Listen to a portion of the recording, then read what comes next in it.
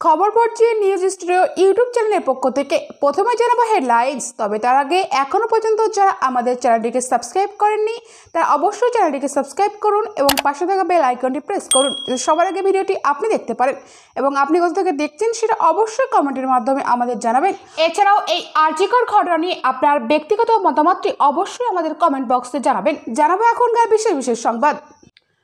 আরজিকর কাণ্ডের পর প্রথম মন্ত্রিসভার বৈঠক ডাকলেন মুখ্যমন্ত্রী মমতা বন্দ্যোপাধ্যায়। তৃণমূল ছাত্র পরিষদের প্রতিষ্ঠা দিবসের দিনই কি হতে চলেছে সেই বৈঠকে? আরজিকরের ঘটনার পর এফআইআর দায়ের করতে 14 ঘন্টা দেরি কেন?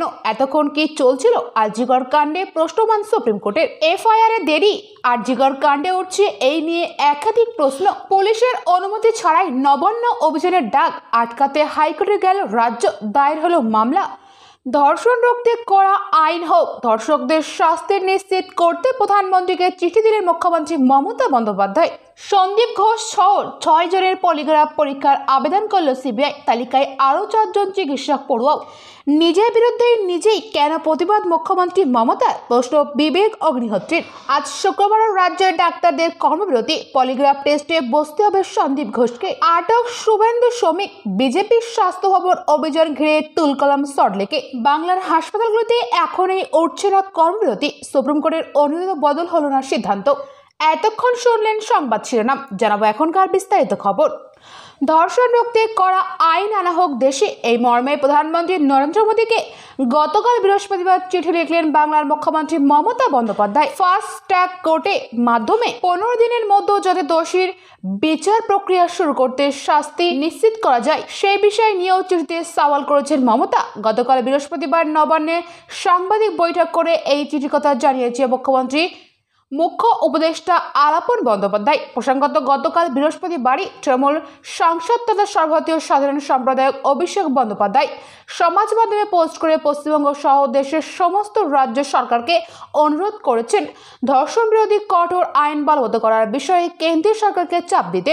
আরজিকর কাণ্ডে সমালোচনার মুখে রাজ্য সরকার, সুপ্রিম কোর্টেও প্রশ্ন তুলেছে। এই আবহে প্রধানমন্ত্রীকে চিঠি দিলেন মমতা। সেই চিঠিতে আশঙ্কা প্রকাশ করে জানানো হয়েছে, দেশের ধর্ষণ এবং খুনের ঘটনা বৃদ্ধি পাচ্ছে। রোজ গড়ে 90টি ধর্ষণের ঘটনা ঘটছে। এই ধরনের গুরুত্বপূর্ণ এবং সংবেদনশীল ঘটনা বন্ধ করতে অবিলম্বে করা আইন আনা প্রয়োজন। চিঠিতে আরও দাবি করা হয়েছে, ফাস্ট ট্র্যাক কোর্টের মাধ্যমে এই ধরনের ঘটনার দ্রুত বিচার প্রক্রিয়া সম্পন্ন করে শাস্তি নিশ্চিত করার বিষয়টিও রাখা হোক আইনে। ঘটনা ঘটার 15 দিনের মধ্যে শেষ করার দাবিও জানিয়েছে মুখ্যমন্ত্রী।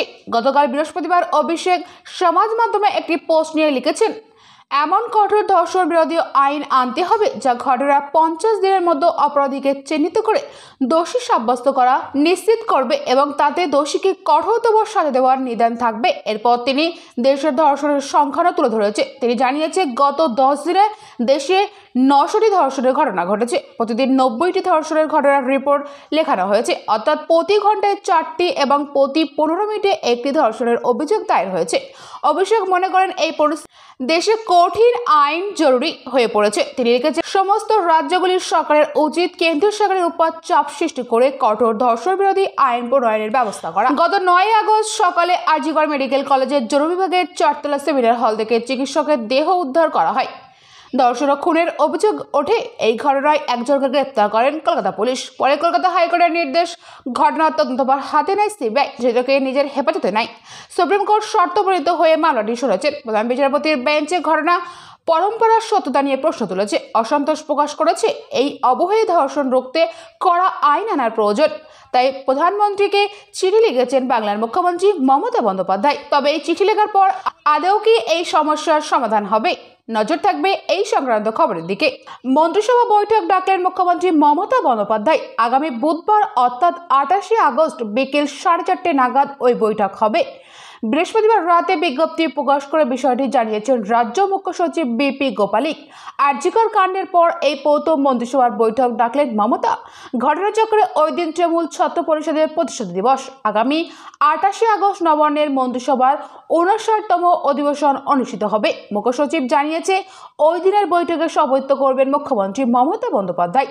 সব মন্ত্রী এবং প্রতিমন্ত্রীদের ওই বৈঠকে উপস্থিত থাকতে বলা হয়েছে। এছাড়াও অতিরিক্ত মুখ্য সচিব, স্বরাষ্ট্র সচিব, অর্থ দপ্তর, পার্বত্য বিষয়ক দপ্তর, ভূমি ও ভূমি সংস্কার দপ্তর এইসব বিভিন্ন দপ্তরের আধিকারিকদের ওই বৈঠকে উপস্থিত থাকতে বলা হয়েছে। এর আগে 5ই আগস্ট বিধানসভা অধিবেশনের শেষ দিনে মন্ত্রিসভায় বৈঠক করেছিলেন মমতা। ইতিমধ্যে জি কর মেডিকেল কলেজ হাসপাতালে 9ই আগস্ট মহিলা চিকিৎসকের ধর্ষণ ও খুনের ঘটনায় রাজ্যের রাজনীতির তোলপাড়।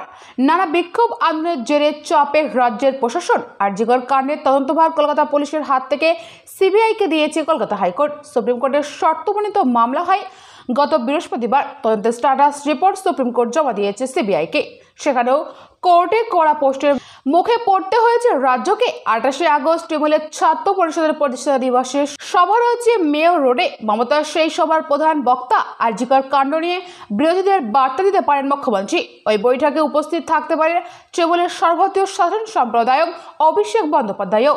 সাধারণত তৃণমূলের বড় কোনো কর্মসূচির দিনে রাজ্যের প্রশাসনিক কোনো কর্মসূচি রাখেন না মমতা, কিন্তু ওই দিন মন্ত্রিসভার বৈঠক রাখা হয়েছে। ওই বৈঠকে কি মন্ত্রিসভায় কোনো রদবদল হবে নাকি প্রশাসনিক রদবদল, তা নিয়ে তৈরি হয়েছে জল্পনা। নজর থাকবে এই সংক্রান্ত খবরের দিকে। এই ছিল বিস্তারিত সংবাদ। পরবর্তী বিশেষ খবর পেতে আমাদের চ্যানেলটিকে সাবস্ক্রাইব করুন এবং পাশে থাকা বেল আইকনটি প্রেস করুন, যাতে সবার আগে ভিডিওটি আপনি দেখতে পারেন। এবং ভিডিওটি ভালো লাগলে অবশ্যই লাইক কমেন্ট শেয়ার করবেন।